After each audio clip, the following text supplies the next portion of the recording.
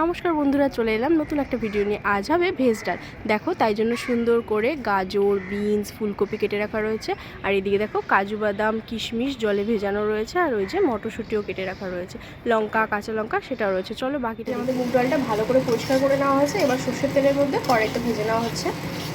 এই যে আমাদের জল গরম হয়ে গেছে, ভেজে রাখা ডালটার মধ্যে দেওয়া হয়েছে। এবার কাঁচা লঙ্কা দেওয়া হচ্ছে, হলুদ গুঁড়ো, পরিমাণ মতো লবণ।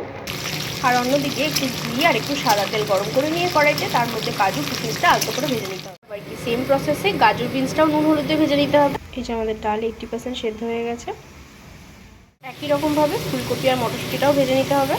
এবার কড়াইতে আর একটু তেল দিয়ে শুকনো লঙ্কা, জিরে আর তেজপাতা ফোড়ন দিয়ে দেবো। এবার আদা জিরে কাঁচা লঙ্কার পেস্ট দেওয়া হচ্ছে। এবার যাচ্ছে টমেটো কুচি, পরিমাণ মতো লবণ, হলুদ গুঁড়ো। মশলাটা কষে আসলে সমস্ত ভেজে রাখা আনাজগুলো দিয়েও কষিয়ে নিতে হবে। এই মুহূর্তে যাচ্ছে একটু চিনি। ব্যাস কষে এসেছে। এবারে একে একে ডালটাও দিয়ে দেওয়া হচ্ছে একবারে। এবার কাজু কিশমিশটাও দিয়ে দেওয়া হচ্ছে ভেজে রাখা। এসেছে, ঘিটা দিয়ে নামিয়ে নেওয়া হবে। এবার দিয়ে দেওয়া হচ্ছে গরম মশলা। দেখো আমাদের ডালটা কি সুন্দর হয়েছে।